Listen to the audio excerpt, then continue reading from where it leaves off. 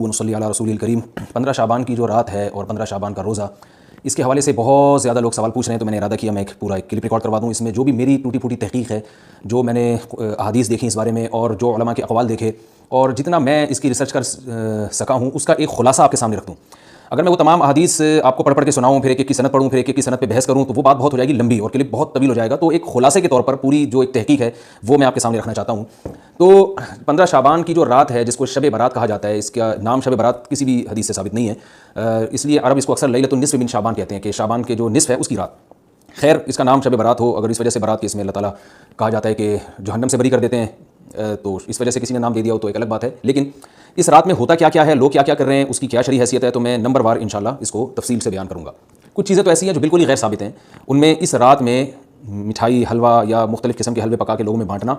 اور اس رات میں نہا دھو کے تیار ہونا یا اچھے کپڑے پہننا، ان دو چیزوں کو پہلے میں انشاءاللہ بیان کروں گا۔ دیکھیے، اسلام میں راتوں کے تہوار کا کوئی تصور نہیں ہے۔ اسلام میں جتنے بھی تہوار ہیں وہ دن کی روشنی میں ہیں۔ عید الفطر، عید الاضحیٰ، یہ ہمارے دو تہوار ہیں جس میں ہم سیلیبریٹ کرتے ہیں ایک دوسرے کو، یہ دن کی روشنی میں ہمیں بتائے گئے ہیں۔ غیر مسلموں کے تہوار رات کو ہوتے ہیں، جیسے عیسائیوں کے تہوار کرسمس آپ دیکھیں رات کو ہوتا ہے۔ تو اس کی وجہ یہ ہے کہ اسلام نے دن کی روشنی میں تہوار رکھے ہیں۔ بہت ساری حکمتیں اس میں ہو سکتی ہیں، پوری حکمتیں تو ہم نہیں جانتے، لیکن کچھ سرسری غور سے کچھ حکمتیں ہمارے سامنے آتی ہیں کہ رات کا وقت ایسی چیز ہے جو اللہ نے عبادت کے لیے بنایا یا آرام کرنے کے لیے، سونے کے لیے بنایا۔ رات میں اگر آپ سیلیبریٹ کریں گے کسی بھی عمل، یعنی کوئی خوشی منائیں گے، تو اس میں انسان کی گناہوں کی طرف توجہ زیادہ جاتی ہے۔ جیسے آپ دیکھیں کرسمس میں شرابیں پی جاتی ہیں، اور جو بھی غیر مسلموں کے تہوار ہیں اس میں بھی چراغاں ہوتا ہے رات کے وقت۔ تو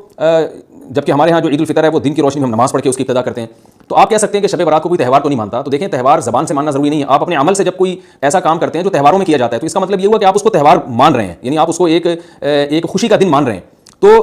نہانا دھونا یا کھانے پکا کے لوگوں میں تقسیم کرنا یا خود کھانا، اور خاص طور پہ حلوہ یعنی میٹھا، یہ چیزیں تہواروں کے موقع پر ہوتی ہیں۔ جیسے ہم عید الفطر والے دن صبح سویاں بناتے ہیں، میٹھا بناتے ہیں، کھاتے ہیں، لوگوں کو کھلاتے ہیں، نہاتے ہیں، اچھے کپڑے پہنتے ہیں۔ جمعے والے دن بھی، جمعے میں بھی عید کا عنصر ہے، حدیث میں اس کو بھی عید قرار دیا، اس دن بھی ہم نہا دھو کے کپڑے پہنتے ہیں۔ تو جو لوگ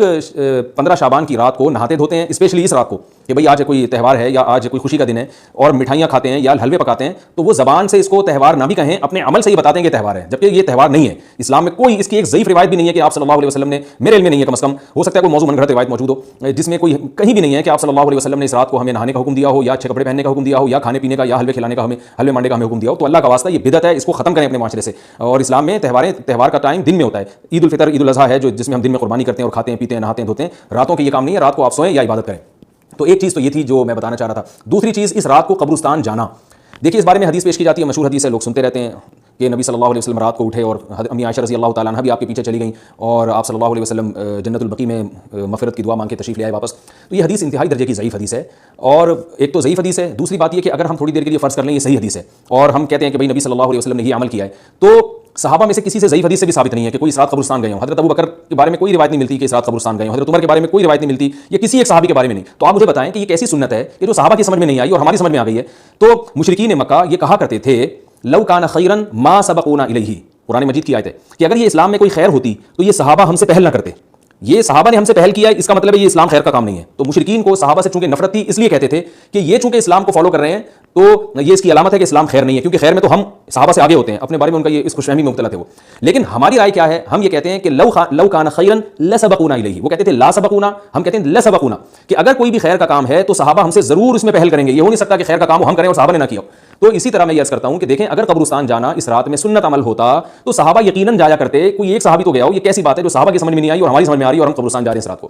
چلیں اگلا اسٹیپ تھوڑی دیر کے لیے فرض کر لیتے ہیں کہ نبی صلی اللہ علیہ وسلم جو ایک رات قبرستان گئے، فرض کر لیں وہ حدیث بھی صحیح ہے، یہ بھی فرض کر لیں کہ صحابہ اگرچہ نہیں گئے مگر ہم صحابہ سے بھی زیادہ آگے نکلنے کی کوشش کرتے ہیں اور صحابہ کو سمجھ میں نہیں آیا، ہمیں سمجھ میں آ گیا۔ تو چلیں فرض کر لیں تھوڑی دیر کے لیے کہ اس رات کو جانا ہم سنت مان لیتے ہیں، آپ کے دلائل ہم مان لیتے ہیں، اور صحابہ کی سمجھ میں نہیں آئے لیکن ہماری سمجھ میں زیادہ آ رہے ہیں، ہم فرض کر لیتے ہیں، مان لیتے ہیں کہ اس رات قبرستان جانا سنت ہے۔ تو آپ مجھے بتائیں، نبی نے جو عمل جس طرح سے کیا ہو اس طرح سے سنت ہوگا، یا آپ اپنی طرف سے جس کو پشتوں میں کہتے ہیں اخبل طریقے سے کرنا سنت ہے؟ نبی نے فجر کی 2 رکعتیں پڑھی ہیں اور ہر رکعت میں 2 سجدے کیے ہیں، آپ اگر فجر کی 3 رکعتیں پڑھیں گے تو کیا نماز ہو جائے گی آپ کی؟ اب آپ دلیل میں یہ کہیں کہ نبی نے فجر کی نماز پڑھی ہے تو مجھ پر بھی لازم ہے، تو بھائی نبی نے پڑھی ہے تو جیسے نبی کے پڑھنے سے آپ پر پڑھنا لازم ہو گیا، تو جس طرح سے پڑھی ہے اسی طرح پڑھنا لازم ہوگا، اخبل طریقے سے پڑھنا لازم نہیں ہوگا۔ تو اسی طرح یاد رکھیں، فرض کر لیں کہ نبی قبرستان گئے ہیں اور یہ قبرستان جانا سنت ہے، تو نبی کس طرح گئے ہیں اور کتنی دفعہ گئے ہیں؟ نبی رات کو چپکے سے اٹھ کے گئے ہیں، کوئی کسی کو آپ نے جمع نہیں کیا، کسی کو بتایا تک نہیں، جو اس حدیث سے پتہ چل رہا ہے ہمیں، اگرچہ یہ ضعیف حدیث ہے لیکن فرض کر لیں یہ صحیح ہے۔ تو کہیں پتہ بھی نہیں چل رہا، چپکے سے قبرستان گئے اور چپکے سے واپس آئے، اور پوری زندگی میں ایک دفعہ گئے، جبکہ ہمارے ہاں ہر سال قبرستان میں لوگ جا رہے ہیں۔ جب بھی شب برات آتی ہے لوگ قبرستان جاتے ہیں ہر سال، نبی ایک دفعہ گئے اور آپ ہر سال جا رہے ہیں۔ نمبر 2, جاتے جتھوں کی شکل میں, نبی تو چپکے سے گئے ہیں, تو آپ رات کو 2-2:30 بجے ذرا چپکے سے اٹھیں اور تنہائی میں جب قبرستان میں وحشت ہو اور اندھیرا ہو اور وہاں قبرستان جائیں, اتنا دم ہے آپ میں, تو ہم کہیں گے بھائی آپ نے نبی کی سنت کو زندہ کیا ہے. لیکن آپ تو جتھوں کی شکل میں جا رہے ہیں, نہا دھو کے جا رہے ہیں, خوشبو لگا کے جا رہے ہیں, تیار ہو کے جا رہے ہیں, اور جو کچھ وہاں خرافات ہو رہی ہیں قبرستان میں وہ تو ساری دنیا کو معلوم ہے. میلے ٹھیلے لگے ہوئے وہاں پہ, گولے گنڈے بک رہے ہیں, برگر بک رہے ہیں, گول گپے بک رہے ہیں وہاں پہ, اور پھول الگ بک رہے ہیں, ہر پھول قبروں پہ چڑھانے کے لیے. کیا بدماشی ہے یہ, کیا منہ دکھائیں گے رسول اللہ صلی اللہ علیہ وسلم کو قیامت کے دن. آپ کے سامنے کیا وہ حدیث نہیں ہے کہ نبی صلی اللہ علیہ وسلم نے فرمایا کہ روایت میں آتا ہے کہ کچھ لوگ قرب میدان حشر میں آئیں گے تو ان کے چہرے ایسے ہوں گے جیسے میری امت کے چہرے ہوتے ہیں, میری امت کی شکل ہوتی ہے. حدیث کا مفہوم میں بیان کر رہا ہوں. تو جب وہ حوض کوثر کا پانی پینے کے لیے میرے پاس آئیں گے تو فرشتے ان کو بھگائیں گے, سحقن سحقن. تو آپ صلی اللہ علیہ وسلم پوچھیں گے یہ تو میری امت ہے, آپ تو فرشتے کیا کہیں گے کہ یہ آپ کی وہ امت ہے جنہوں نے آپ کے دنیا سے جانے کے بعد دین میں ایسی چیزیں ایجاد کر لی تھی جن کا آپ نے حکم نہیں دیا. تو آپ کیا فرمائیں گے, سحقن سحقن, دور کرو ان سے. تو ایسا نہ ہو کہ ہم قیامت کے دن رسول اللہ صلی اللہ علیہ وسلم کی شفاعت سے محروم ہو جائیں. تو اللہ کا واسطہ قبرستان مت جائیں اس رات, گھر میں بیٹھیں آرام سے, یہیں بیٹھ کے میت کے لیے مغفرت کی دعا کریں. اور اگر آپ سمجھتے نہیں یہ حدیث بالکل صحیح ہے اور جانا لازمی ہے تو پھر تنہائی میں جائیں, ایسے قبرستان کا انتخاب کریں جہاں آپ کے علاوہ کوئی بھی نہ ہو, اور پھر چپکے سے جائیں اور پتلی گلی سے واپس آ جائیں آپ. اگرچہ ہم تو اس کو بھی نہیں مانتے, لیکن اگر کرنا ہے تو پھر اس طریقے سے عمل کریں اگر آپ حدیث کو فالو کرنا چاہتے ہیں آپ اپنے خیال کے مطابق. تو یہ 2 باتیں ہو گئی. ایک تیسری چیز کیا ہے, کیا قرآن اس رات میں نازل ہوا ہے اور تقدیر کے فیصلے اس رات میں ہوتے ہیں. دیکھیے قرآن میں 2 جگہ اللہ نے اس مضمون کو بہت وضاحت سے بیان کیا. ایک سورہ دخان میں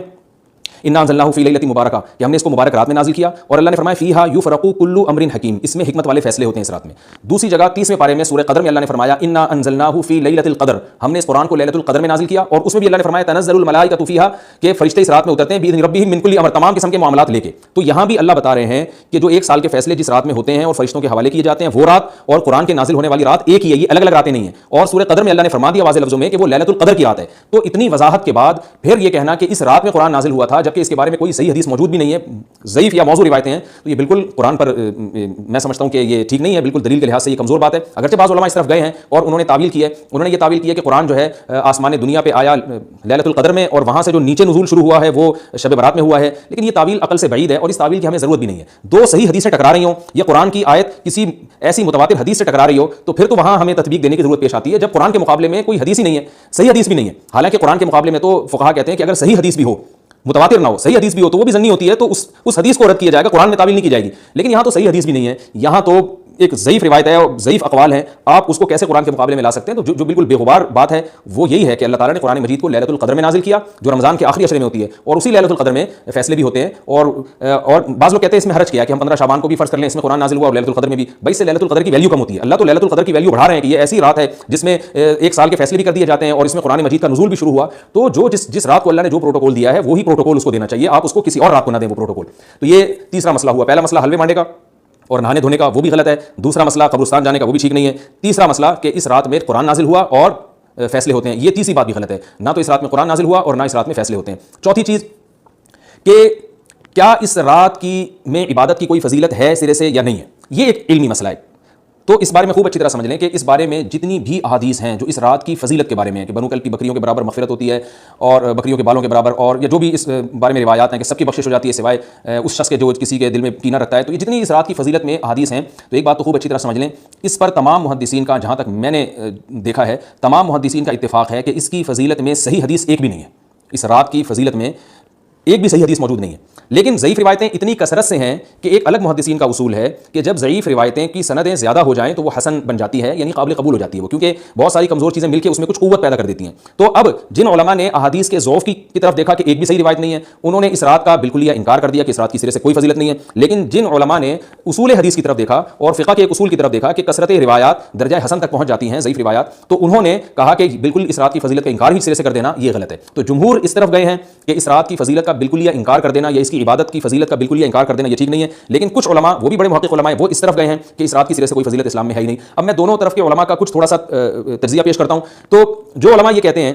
کہ اس رات کی فضیلت ہے اور فضیلت میں کثرت سے روایات ہیں اور اس میں بڑے بڑے علماء داخل ہیں, امام شافعی رحمہ اللہ تعالیٰ جیسے مجتہد بھی ہیں جو اس رات کی فضیلت کے قائل ہیں. باقی ائمہ سے مجھے جو ہے نا امام ابو حنیفہ سے کچھ نہیں ملا اس رات کی فضیلت کے بارے میں, اور امام احمد بن حنبل سے بھی مختلف روایات ملی ہیں, اس لیے میں جزم سے کسی اور امام کے بارے میں نہیں کہہ سکتا. لیکن امام شافعی سے بہرحال اس کی فضیلت صراحتاً منقول ہے, اگرچہ انہوں نے بھی اعتراف کیا ہے کہ اس کی روایات کے بارے میں جتنی اس بارے میں روایات ہیں وہ ضعیف ہیں. لیکن وہ یہ اصول ہے کہ جب ضعیف روایات بہت کثرت سے ہوتی ہیں تو درجہ حسن تک پہنچ جاتی ہیں. تو اس اصول کے تحت جمہور اس کے قائل ہیں کہ اس رات میں عبادت اگر ہم کرتے ہیں تو دوسری راتوں کی نسبت ہمیں ثواب زیادہ ملتا ہے. لیکن جو بعض دوسرے علماء جو بالکل ہی اس رات کی فضیلت کے منکر ہیں، ان کے دلائل میں یہ ہے کہ یہ بات اگرچہ درست ہے کہ اگر ضعیف روایات کثرت سے ہوں تو وہ درجہ حسن تک پہنچ جاتی ہیں، لیکن وہ کہتے ہیں کہ کچھ قرائن ایسے ہیں جن قرائن سے پتہ چلتا ہے کہ جو ہے ان قرائن کو اگر سامنے رکھا جائے تو وہ ان کی رائے یہ ہے کہ پھر ان کا خیال یہ ہے کہ ان کا رجحان اس طرف ہے کہ اس رات کی سرے سے کوئی فضیلت نہیں ہے۔ ان قرائن میں ایک چیز یہ بھی ہے کہ اس کے بارے میں جو روایات ہیں ان میں بہت زیادہ ثواب کی بشارت سنائی گئی ہے۔ تو بعض محدثین کا یہ اصول ہے کہ کسی رات کے بارے میں یا کسی خاص عمل کے بارے میں بہت زیادہ کہیں غلو ہوتا ہے یا مبالغہ ہوتا ہے، غلو تو نہیں کہہ سکتے، تو یہ خود ایک اس طرف اشارہ ہوتا ہے کہ یہ ایک ذوف ہے، اگرچہ یہ کوئی اتنی مضبوط بات نہیں ہے، لیکن بہرحال جو علماء اس کی فضیلت کے بالکل منکر ہیں ان کی ایک دلیل میں آپ کے سامنے پیش کر رہا ہوں۔ دوسری بات یہ ہے کہ جو علماء اس کی فضیلت کے بالکل بھی قائل نہیں ہیں ان کی ایک بڑی دلیل یہ بھی ہے، جن میں ہمارے شیخ حضرت مفتی رشید احمد صاحب رحمہ اللہ تعالیٰ بھی تھے، اگرچہ انہوں نے اس بارے میں کوئی صراحتاً فتویٰ نہیں دیا، لیکن وہ یہ اشکال ظاہر کیا کرتے تھے کہ شریعت میں جب بھی کسی وقت کی یا کسی خاص رات کی کوئی فضیلت آتی ہے تو اللہ تعالیٰ اس کو جو ہے وہ اس کا صحیح ٹائم نہیں بتاتے بلکہ اس میں اختلاف ڈال دیتے ہیں۔ اس کی مثال ایسے جیسے جمعے کے دن حدیث میں آتا ہے کہ ایک وقت جمعے میں ایسا آتا ہے جس میں دعا لازمی قبول ہوتی ہے، اب ظاہر وہ بڑا فضیلت کا وقت ہے تو وہ وقت ہمیں متعین طور پہ بتایا نہیں گیا ہے، اس لیے علماء کا اس میں اختلاف ہوا، بعض نے کہا عصر کے بعد، بعض نے کہا کہ دو خطبوں کے درمیان۔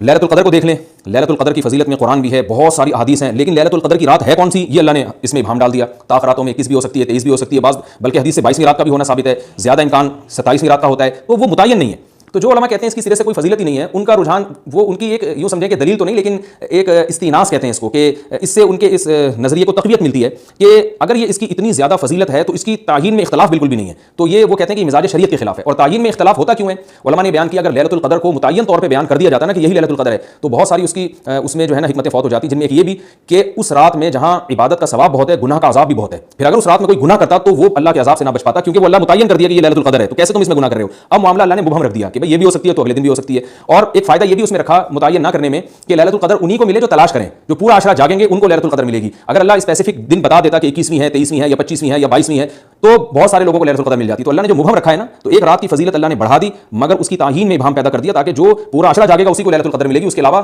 ہر آدمی کو نہ ملے۔ وہ ایک اللہ کی ایک حکمت ہو سکتی ہے اس میں۔ تو یہ دو حکمتیں ہیں کہ اس میں گناہ اگر کوئی کرے تو اس پر عذاب نہ آ جائے، کیونکہ اگر متعین کر دیا جائے گا تو پھر گناہ کیسے تم کر رہے ہو اس رات میں، تو اللہ نے اس میں بھی بھام پیدا کر دیا۔ جو گناہ کرنے والا ہے اگرچہ وہ بڑا گناہگار ہے اس رات میں، چاہے وہ رمضان کا آخری عشرے میں کسی رات میں بھی گناہ کرتا ہے، لیکن کم از کم اتنا عذر تو ہے کہ اس کو کیا پتا تھا کہ یہ آج لیلۃ القدر ہوگی۔ تو جو 15 شعبان کی رات ہے اس کی بہت زیادہ فضیلت ہے، تو پھر یہ رات کو متعین کیوں کر دیا گیا؟ یہ ان علماء کی دلیل میں بیان کر رہا ہوں جو اس کی فضیلت کے بالکل بھی قائل نہیں ہیں، لیکن بہرحال حقیقت یہ ہے کہ جمہور علماء اس کی فضیلت کے قائل ہیں، کیونکہ یہ جو میں نے دلائل دیے وہ علماء جو اس کی فضیلت کے سرے سے منکر ہیں ان کے یہ دلائل کو ہم دلیل نہیں کہیں گے بلکہ استیناس کہیں گے، کہ استیناس کہتے ہیں کہ ایک چیز استدلال نہیں ہے بلکہ ان اپنے نظریے کی تقویت کے طور پر ایک چیز کو پیش کر دینا جس سے یہ لگتا ہو کہ واقعی یہ صحیح کہہ رہے ہیں، اس کو استیناس کہتے ہیں، میں جو آسان لفظوں میں سمجھانے کی کوشش کر رہا ہوں۔ اور ایک استدلال کہتے ہیں کہ ایک ریسرچ کو، ایک پوری تحقیق کو۔ تو جمہور کا مذہب ایک اصول پر مبنی ہے کہ بھائی اتنی ساری روایات ہیں اور ضعیف ہیں ان میں، ٹھیک ہے کچھ موضوع بھی ہیں لیکن بہت ساری ایسی ہیں جو موضوع بھی نہیں ہیں، تو ضعیف روایات ہیں جب اتنی کثرت سے ہیں اور اس میں ہے بھی عبادت کا تذکرہ تو عبادت کرنے میں کوئی حرج بھی نہیں ہے، تو لہٰذا انہوں نے اس کو جو ہے نا اس کو دلیل بنایا ہے اور اصول کے لحاظ سے یہ بات درست ہے۔ تو اس اصول کو اگر کوئی فالو کرنا چاہے تو اس رات کی عبادت اس کے لیے بالکل ٹھیک ہے اور اللہ کی رحمت سے امید ہے کہ اس میں اس کو ثواب زیادہ ملے گا۔ تو جمہور ایک طرف ہیں اور بعض علماء دوسری طرف ہیں، تو یہ میں نے صرف اس لیے بیان کر دیا کہ اس رات کی فضیلت میں اتفاق نہیں ہے بلکہ مختلف ہی ہے، مجتہد فی ہے، اختلاف رائے اس میں ہو سکتا ہے۔ تو اگر کوئی عالم اس رات کی فضیلت کا بالکل یہ انکار کرے اور ان علماء کا بھی احترام کرے جو اس رات کی فضیلت کے قائل ہیں تو پھر اس عالم پر رد کرنے کا حق نہیں ہے۔ دوبارہ میں اپنی بات کو ریپیٹ کرتا ہوں، اگر کوئی عالم یہ کہے کہ اس رات کی سرے سے کوئی فضیلت نہیں ہے تو اس عالم پر طعن و تشنیع جائز نہیں ہے، کیونکہ ان کے بھی کچھ نہ کچھ استدلالات ہیں۔ ہاں اگر کوئی عالم اس رات کی فضیلت کا انکار کر کے جمہور کے مذہب کو بالکل غلط قرار دیں اور اس عمل کو یہاں اس رات کی عبادت کو بالکل بدعت قرار دیں اور جو اس رات میں عبادت کر رہے ہیں یا اس کی فضیلت کے قائل ہیں ان کو بدعتی قرار دیں تو یہ غلو ہو جائے گا، یہ زیادتی ہو جائے گی جو کہ بالکل غلط ہے، کیونکہ جب دونوں طرف دلائل ہیں تو اعتدال والی رائے اختیار کرنی چاہیے اور کسی ایک طرف بہت زیادہ جھکاؤ یا کسی ایک کو 100% غلط قرار دے دینا، بدعتی قرار دے دینا یہ درست نہیں ہے۔ تو ہماری قوم میں ایک مزاج ہے کہ بس اپنی رائے کو مسلط کرتے ہیں اور دوسرے کی رائے کو مانتے ہی نہیں۔